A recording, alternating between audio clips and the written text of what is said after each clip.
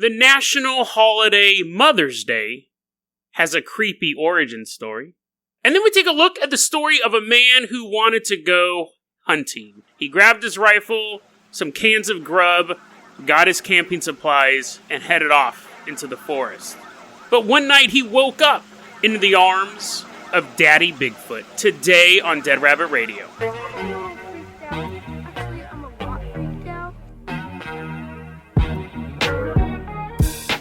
Hey everyone, welcome back to another episode of Dead Rabbit Radio. I'm your host, Jason Carpenter. I'm having a great day. I hope you guys are having a great day too. We got a ton of stuff to cover today, a lot of stuff. First off, I want to give a shout out to our newest Patreon. We got a bunch of new Patreons last week. Really appreciate it. Corey O. It's Corey-O. Corey, thank you so much for supporting the show. We really appreciate it a lot. You are going to be our captain this episode. If you can't support the Patreon, that's fine too. That's totally fine. Just help get the word out about the show. That helps so much. So Corey, let's fire up that Carpenter copter. First off, we are headed back in time. The very first Mother's Day. Now, as we're flying over the landscape, we're headed out to West Virginia. Little town called Webster, West Virginia. There's this little girl being born. We're not actually watching her birth. That's disgusting. But I find the miracle of childbirth. I'm sure it's great and all. I just don't want to see babies come out of people. So we have our backs to this little log cabin, checking our watch. We're like, oh, how long is this going to take? How long does it take for old-timey people to give birth? We're back in the year 1848, so this isn't like no emergency room stuff. Like, this is straight up like midwives with like ice cream scoops. And they didn't even have ice cream scoops back then. Big old wooden spoons that your grandma used to spank you with. They're just pulling the baby out like a pizza coming out of an oven. And eventually, little Anna Jarvis comes out. She's the 9th of 11 children. So little Anna is raised in this really big household. And over time, she grows up. She leaves the little town of Webster, West Virginia. She heads out on her own. She gets a job. She's a professional. She's working in an office. Her mom gets sick. And she brings her mom up to Philly, where Anna's living at now, and takes care of her mother until she passes away. Now, she always had a very strong connection to her mom. And she felt that there should be a Mother's Day. And she also felt that it shouldn't be mothers, like is all of them. It's mother apostrophe S. So it's all about your mom. It's the ultimate mom joke, but it's a fun one. So her mom passes away, and she starts this movement to start Mother's Day. And through the course, like, there's a ceremony held in West Virginia, and the whole thing is white carnations is the symbol of Mother's Day. And Anna Jarvis sends down 500 white carnations to celebrate her mother, and the other moms as well. Over the course of a couple, it's a huge celebration. Like, people really think it's the bee's knees. So, after a couple of years, the president, Woodrow Wilson, says, let's declare a National Mother's Day. Now, her mom died on May 9th. So, it really was a lot connected to Anna Jarvis's story. Her mom died on May 9th. Woodrow Wilson says, the second Sunday in May will be Mother's Day. So, it's all kind of connected to her. Okay, that's a sweet story. You love your mom, you want to celebrate her, you want to celebrate all moms, that's totally awesome. But then you have a bunch of fat cat businessmen sitting in a big old boardroom smoking big old stogies. How can we make money off of these broads? How can we make some money off these skirts celebrating their, what do you call them again? Mamas. Now, that might sound like a joke, but it's actually not far from the truth, and it's a little bit of foreshadowing. What happened was the greeting card and the floral industry jumped all over this. They go, oh yeah, you're right, dude, moms rock. Here's a bunch of stuff that we can sell for that day. Now, that's not a shock. Like, we see the ultra commercialization of all this stuff. Back then, at this point, we're like in the year 1920. We're starting to see the floral industry, the greeting card industry, the candy industry really jump all over this thing. Now, you have Anna Jarvis, and this was her thing about choosing the white carnation. Here's a quote from her. Its whiteness is to symbolize the truth, purity, and broad charity of mother love. Its fragrance, her memory, and her prayers. The carnation does not drop its petals, but hugs them to its heart as it dies. And so, too, mothers hug their children to their hearts, their mother love never dying. That's beautiful, right? And I don't know, is that biologically true? Is that like the carnation flower dries up, the petals don't fall off, it kind of dries into itself? Like a mama saying, I'll never let you go, baby. That's adorable, right? But the floral industry goes, you know what would be really adorable? More money in our pockets. Because the white carnation was the symbol of Mother's Day, as Mother's Day got closer, they just jacked the prices up. And then they go, well, that was good. That was a great idea. But we can also diversify. Let's start advertising red carnations as well. It doesn't have to be white. Any color carnation is fine.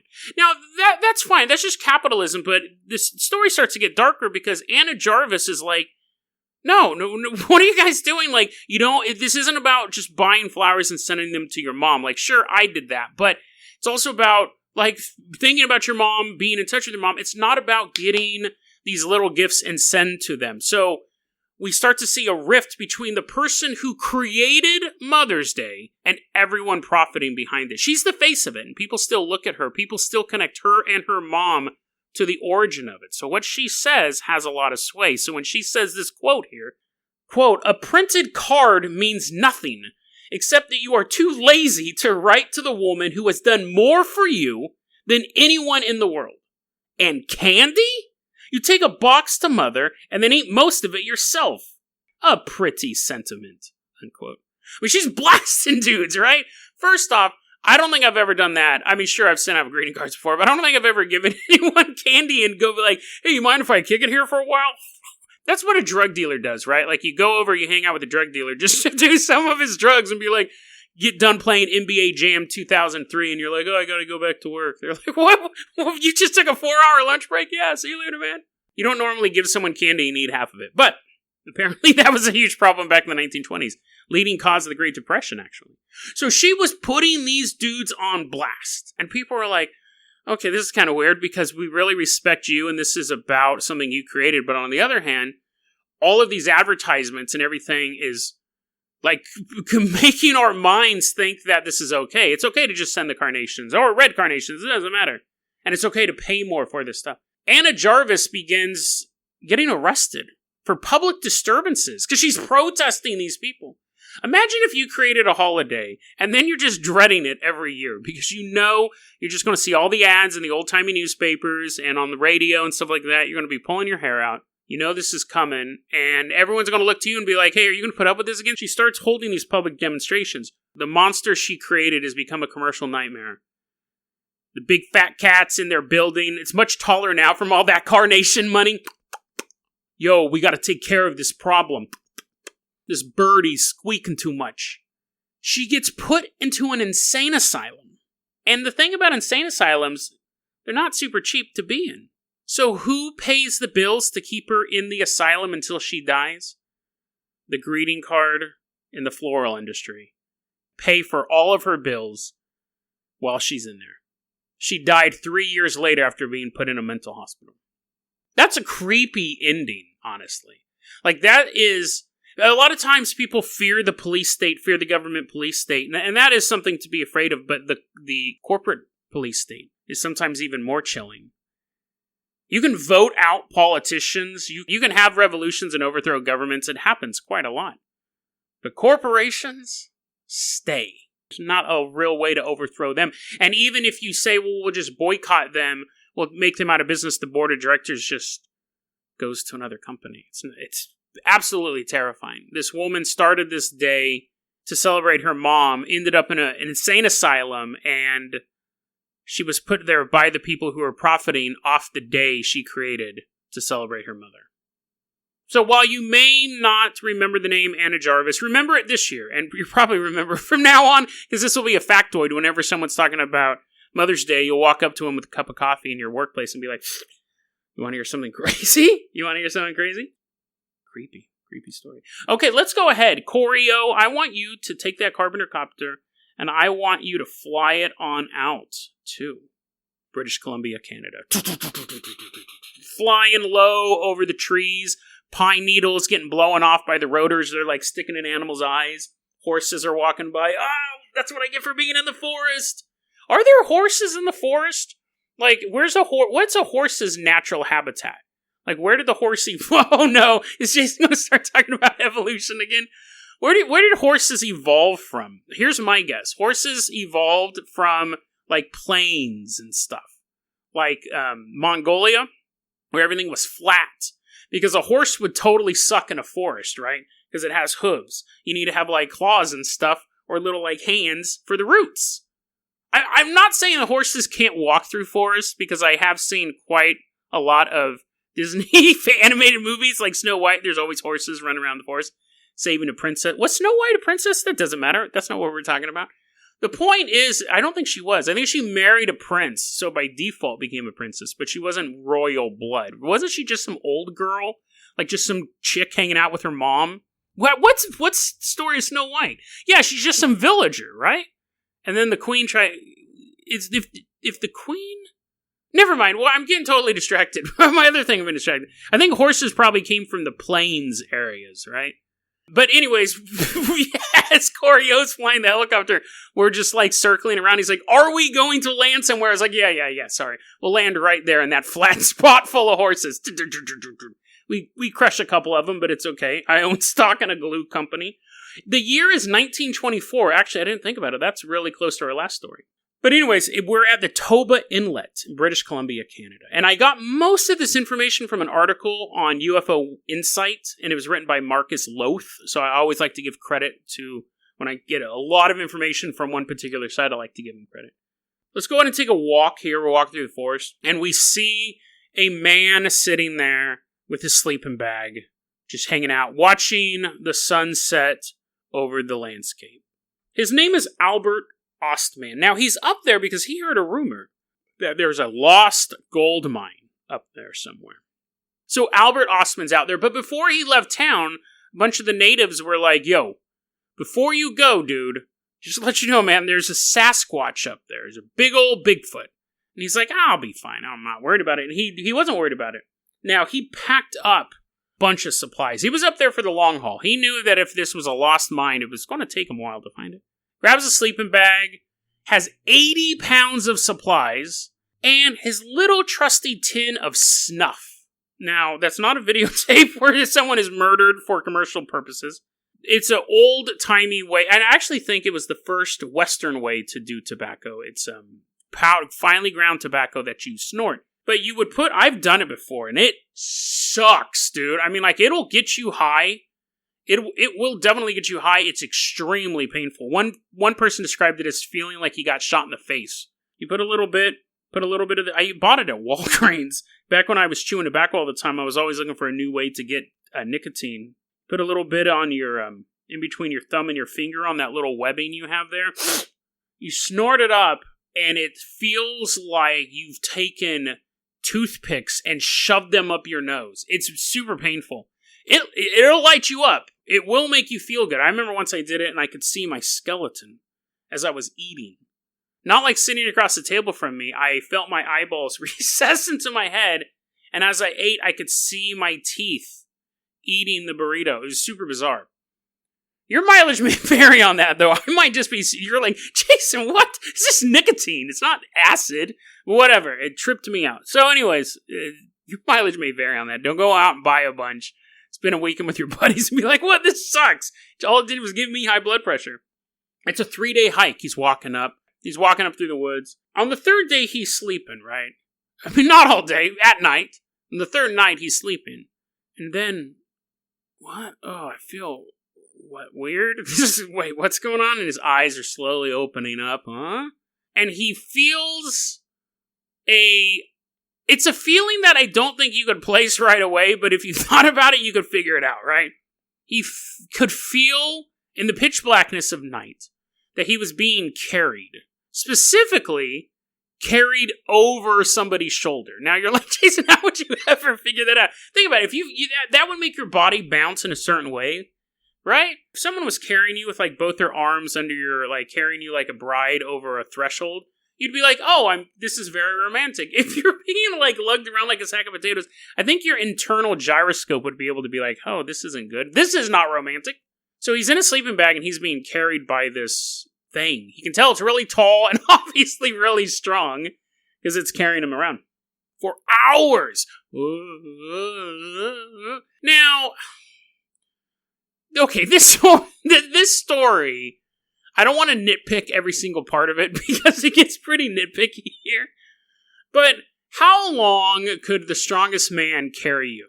Like, assuming, first off, I'm 270 pounds, so the strongest man carrying me would have to be quite strong to even carry me around the block. But I don't mean, like, his internal strength. I mean, like, at a certain point, I'm going to start wiggling, right, to get away. I'm like, no. If you carry me over the threshold, that means we're legally married, and you, like, start wiggling around, right? So, come on, dude, for hours. But the point of that is to basically make it so our hero, our possibly lying hero, our unreliable narrator, Albert Ostman, had no idea where he was at. If it only carried him 5 feet and set him down, then it'd be easy for him to find his way home. But anyway, so for hours, he's walking around. Maybe at a certain point, this creature put him on top of a washer and dryer machine, did some laundry, and he still felt himself vibrating. He's like, ah! And then he picked him back up. But anyways, for hours, he's walking around. And then he gets dropped off. And he's so scared, he has no idea what happened. He's so scared, he hides in his sleeping bag. Until the sun comes up. Sun coming back up over the landscape. And that's when he realizes where he's at. He's at a place they described as surrounded by cliffs on all sides. So he basically a valley would be another way to say that. He's in a valley. And as he's waking up, I don't think he actually fell asleep. I don't think he was like, oh, that was a long walk. Time to take a nap. I hope my kidnapper doesn't do anything horrible to me. I think he was awake and terrified. But anyways, as the sun comes up, he starts to realize the gravity of his situation because he sees, you guessed it, Bigfoot standing there. And standing there. Standing there and there. What? So what happened was, to be continued, what happened was he got kidnapped by Bigfoot. And then Bigfoot dropped him off at his house. Now, technically, it's not a house. It's just like a clearing in the woods. But there he sees an 8-foot-tall Bigfoot, who he estimates weighs about 800 pounds. He sees a 7-foot-tall Bigfoot, who he says weighs about 600 pounds, and he describes as an old lady Bigfoot. With bangs. That's weird, right? You can only get bangs by cutting them. But apparently, she has access to a really sharp rock. She has bangs. And then we have this great quote. So he's checking out this female Bigfoot. He's been up in the woods for 3 days. That's a long time, guys. You know, it's been a long time since he's seen a woman. Here's a quote. He's looking at this 7-foot-tall, 600-pound old lady Bigfoot, and we get this quote. She was not built for beauty or speed. Which is funny, because whenever I look at a woman, I go, she's not that hot, but I bet you she's really fast. I bet you she can run 100-meter dash like that. That's how I always, when I look at women, I'm like, okay, is she beautiful? She fast. She was not built for beauty or speed. Some of those lovable braziers. Okay, so I forgot about this part. So the first thing he goes is, oh yeah, she's not that good looking, and she's not that fast. And that's how I like my women. I like them beautiful and quick. But then he goes on to basically, this is his next thought. He's looking at a 7-foot-tall, 600-pound monster in the woods, and he's checking out her chest. So here's the rest of this quote. Some of those lovable braziers and uplifts would have been a great improvement on her looks and her figure. So basically she had big old droopy boobs. Which, I mean, again, I've just been kidnapped by an 8-foot-tall, 800-pound monster, thrown in front of a 7-foot-tall, 600-pound monster. I'm checking out her big old boobs. Now, I'm not saying that I would never check out the boobs, right? Eventually I would first, do a quick glance and then, pretend I didn't. Pretend there was, a bumblebee flying and I was trying to dodge it like Neo. But eventually I'd be checking out her boobs. That wouldn't be the first thing I'd do, though. And I definitely wouldn't think, oh, she could use a giant bra. To get 2 squirrels timed together. Now, there's also 2 other Bigfoots here. But they're tiny guys. There's a little boy. What he assumed were a little boy and a little girl. I don't know if the little girl had bangs as well. But little boy, little girl one. Now, this is, again, an interesting... When I say interesting, it's a code word for suspicious part of the story. So he brought 80 pounds of supplies with him, right? He's sleeping in a sleeping bag, and he gets carried a couple miles. So obviously he doesn't have all of his supplies with him. Now, he does have his snuff with him. Now, that's fair, because I have fallen asleep with chewing tobacco in my pocket, or chewing tobacco near me. So I totally get that. So he probably did go, oh, sweet snuff, you love me so. You were built for beauty and speed. I love you so much. Takes to sleep. Also in his sleeping bag was his rifle. Is that a hunters out there? Carson, I know you're a big hunter.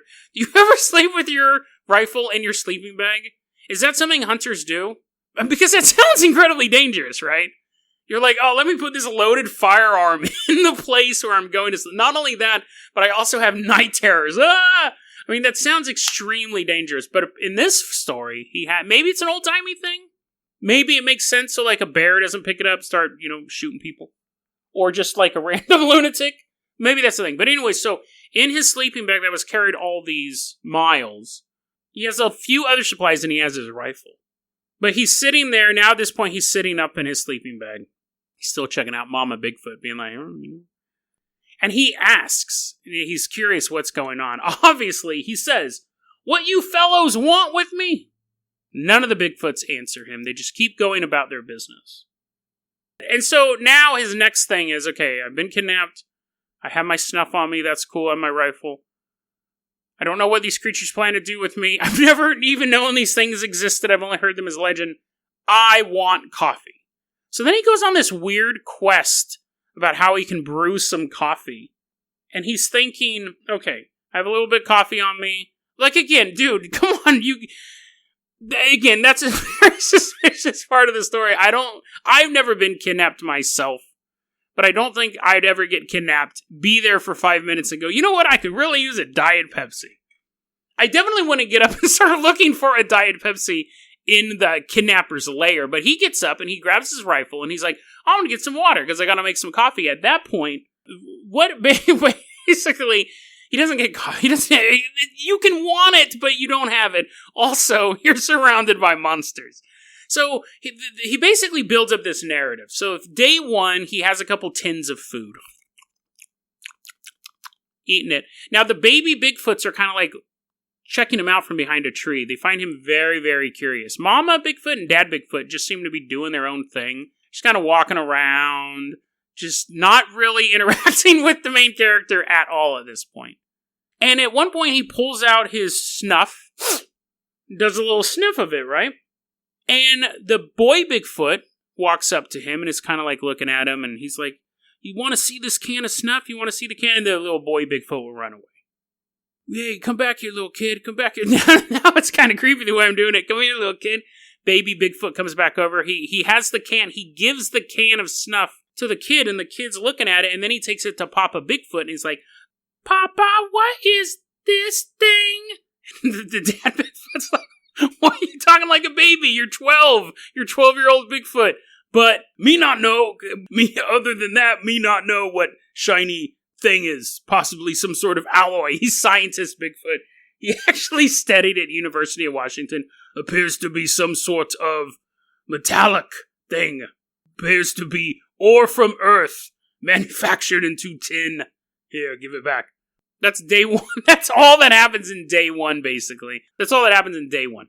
He's making connections with the Bigfoot family. Day two. Now, he's looking at his supplies, and he goes, I gotta get out of here, right? I don't know, and this is smart, because I probably would have just kept on messing around, checking out Mama Bigfoot, trying to hit on her. Hey, yeah, it's really sucky that Daddy Bigfoot makes you do all the dishes, right? What? I mean, don't you ever feel like you have a purpose in life? Don't you ever feel like maybe there's something out there just for you? Oh, really? You think me have purpose? Me always want to write vampire romance novel, she would say, and I'd put my arm around her. I'd have to get a stepladder and put my arm around her shoulder and be like, I think it's just time that you kind of explored the world. I mean, you got married so young. You got married at the age of 420. I know, but you still have another 2,000 years in front of you. Huh? Yeah, let's go into that cave and talk more before Daddy Bigfoot shows up.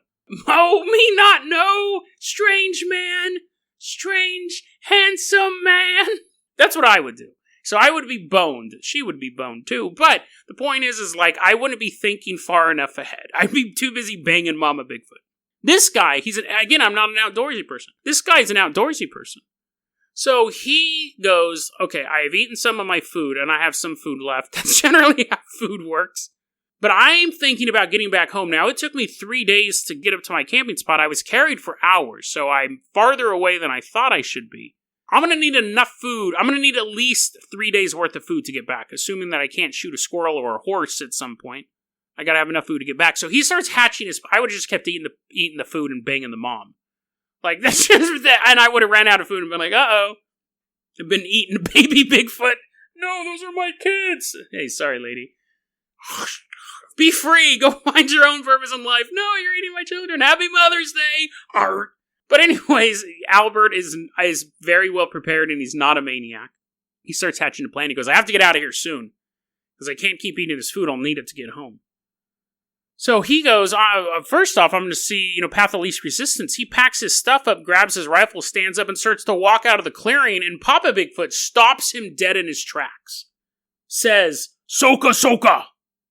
Fine, I don't even know what that means, but I'm assuming from your bared fangs and your muscular physique, it means sit down. So I'm going to go sit back down. He goes, okay, that's not good. He's telling me to Soka Soka, so I'm going to go sit down. Now, the timer's still running. And he says, I had 6 rounds in my rifle. I have 6 rounds in my rifle. But I don't even know if the bullets will kill these things. So at this point, actually, he's sizing up. He's like, there's 4 of them. I have 6 bullets. I think specifically he was trying to size up the dad. I don't think he wanted to kill the kids. I was ready to eat them. But again, I'm not well prepared for this adventure. He goes, even if I put 6 rounds into this giant monster man, it may not even hurt him. So he's kind of thinking, well, I probably shoot my way out of here. It's probably not that smart. So he starts to think, let's escape. Let's do a sneaky escape. So the next day comes. This is day 3. Mama Bigfoot's walking around. She had gone off on some mini mom adventure, some side story. She comes back, is having an affair with me.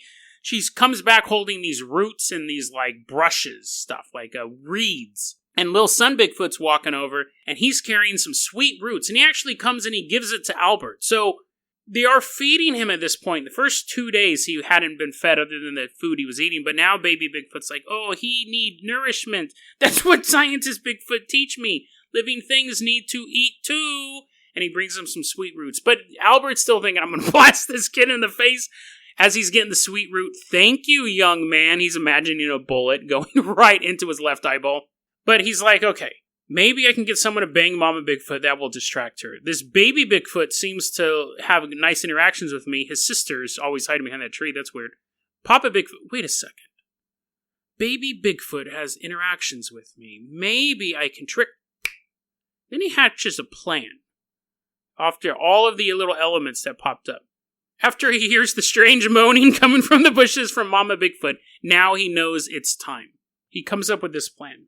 He wants to get the boy to get Papa Bigfoot over here so he can blow snuff into his face. The stuff is toxic.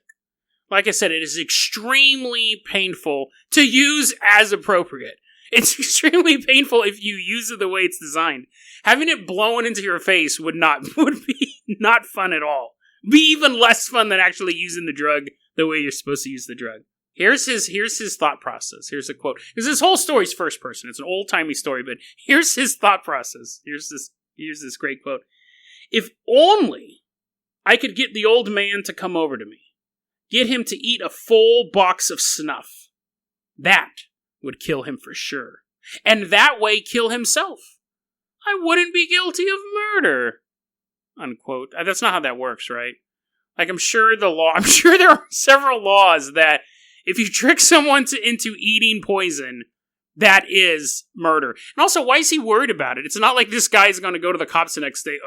Me assaulted. Me want him held under probable cause. No, he's a Bigfoot. People don't even know he exists. If he walked into town to file charges against you, they're just going to shoot him or arrest him or be amazed by him. Which, if Bigfoot walked into town and pointed you out, being like, that man murdered my family, you'd probably go to jail without a trial just because Bigfoot accused you. But anyways, that's his plan.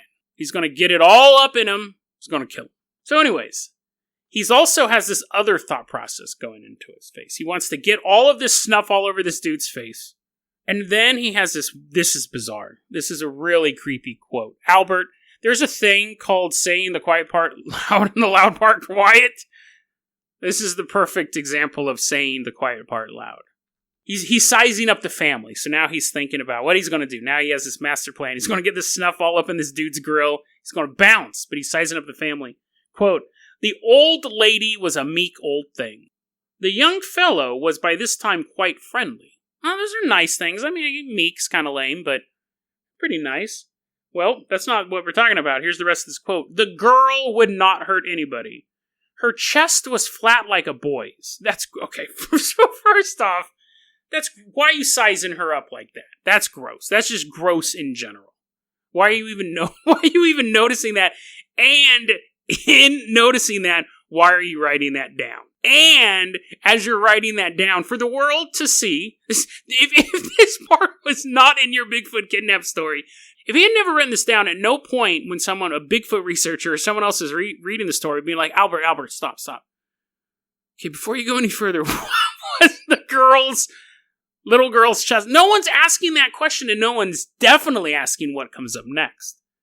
Let me go back to this quote, as disturbing as it is to read. Quote, "Her chest was flat like a boy's, no development like young ladies. I am sure if I could get the old man out of the way..." I can't even read this without thinking of the implications of this. Oh my god. Because you can think about this guy writing this story as he's in the clutches of a Bigfoot, or just the guy writing the story and his name is Humford, or whatever that dude was from Lolita. I mean, okay, let me finish. Let me go back to this. "I'm sure if I could get the old man out of the way, I could easily have brought this girl out with me to civilization. But what good would that have been? I would have to keep her in a cage for public display. I don't think we have any right to force our way of life on other people, and I don't think they would like it. The noise and racket in a modern city, they would not like any more than I do." That's the reason why we don't kidnap people, right? Because it's too noisy. Oh, dude, I would kidnap you and take you to a cabin in the middle of nowhere, little girl Bigfoot, but I don't live in the middle of nowhere. I live in the big city and it's super loud. So for that reason, and that reason alone, I will not kidnap you. But there's a lot of reasons. I mean, that's disgusting, right? I wonder how many kidnappers out there are like, I would really like to kidnap, but I don't have the space. If only I had some sort of dungeon. And then I'd kidnap stuff. I mean, that's bizarre. And again, you would have never, if he did not include that part of this Bigfoot story, at no point would you have thought, you know, if I was there, I'd probably kidnap the... Ugh. And the thing is what makes it creepy is he could have just grabbed the little boy one who's his friend. Okay, this is creepy as well. This is equally creepy. But the little boy one's his buddy. They could have turned it into a Harry and the Hendersons thing, where the little boy wanted to go back to civilization with him, and he's like, no, you have to stay here with your own kind. That's less creepy than I'm thinking about kidnapping the young girl. But it's too noisy. It's too noisy where I live, so I guess I won't. But anyway, so that thought process did pass this man's brain. It's the next day. And he's ready to hatch his plan. Papa Bigfoot's walking around. Mama Bigfoot's sitting there smoking a cigarette. She's had a really fun roll in the hay. Little girl Bigfoot, now we know why she's hiding behind the tree the whole time. She's on stranger danger. That's why she's hiding behind the tree the whole time. The boy Bigfoot's hanging out. Now he's sitting there. Albert's sitting there with a can of snuff. He's kind of taunting the baby with it. And he's kind of now taunting the Papa Bigfoot with it too. Papa Bigfoot comes over now. He unscrews it. And he takes a little pinch and he puts it on his hand. And he does a sniff. And Papa Bigfoot walks over and is kind of looking and seeing what he does. Now, he wants to emulate this behavior. And Albert's like, dude, he just needs to get a little bit closer. Little bit closer. I'm going to just throw this all over him, dude. I'm going to ruin this guy's day. But before Albert can throw the snuff at him, Papa Bigfoot grabs the tin of snuff from Albert's tiny little hand and pours it all down his throat. There's a second of clarity, right? There's a point in life where you ingest something you shouldn't have ingested. Now, usually it's like, oh, I'm on a diet, but I ate a piece of pizza. And then there's Yosemite Sam. Oh no, I just ate a ghost pepper given to me by this very sexy rabbit in a dress. Oh, that's Bugs Bunny. And now I'm dying. And then smoke's coming out of your ears. That is the level of Bigfoot overdose we're talking about. He finds some coffee grounds that Albert had. He then begins swallowing the coffee grounds to try to put out the eternal hellfire that's attacking his entire esophagus. Papa Bigfoot then runs to the stream, begins drinking water. Now it's Albert's time. He didn't even have to. He truly did not have to murder this man. He simply held out poison. The man took it. He grabs a shotgun, grabs his backpack, gets up. He's going to leave his sleeping bag there. He's not going to sleep for a couple of days. Mama Bigfoot flicks her cigarette to the ground, jumps up because now she realizes something is going on. And that's when Albert aims the gun right at her, gets ready to put a bullet right through Mama Bigfoot's brain. He aimed it just a little bit higher before taking the shot so the bullet flies harmlessly over Mama Bigfoot's head. So she panicked. The little baby one, freaking out. The little girl one's like, I knew it. I knew that guy was a freak. And Albert takes off into the bushes. He's running.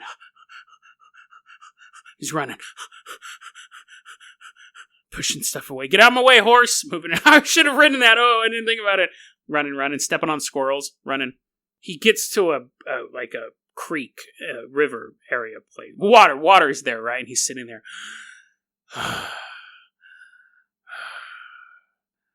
And he sees this is just, again, such a bizarre detail, okay? This guy just poisoned Bigfoot, took a mercy shot over Mama's head, took off running. Now he's hungry, which is fine. It's not weird that you get hungry. That's normally happens to humans. But then, do you know what a grouse is? I had to look this up. It's a bird.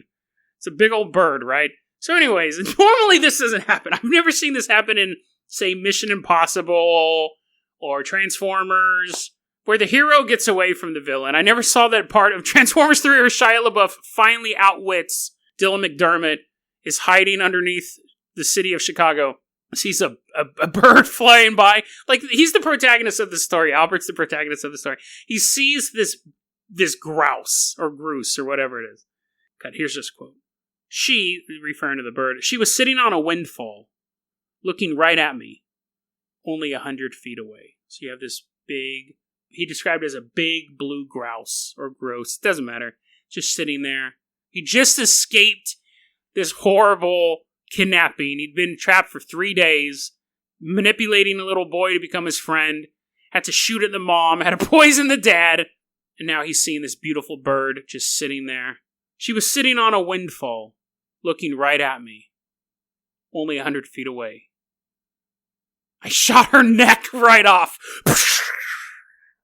This bird just falls to the ground and he eats the bird. Now, again, just leave that part out, dude. Just leave that part out of your story.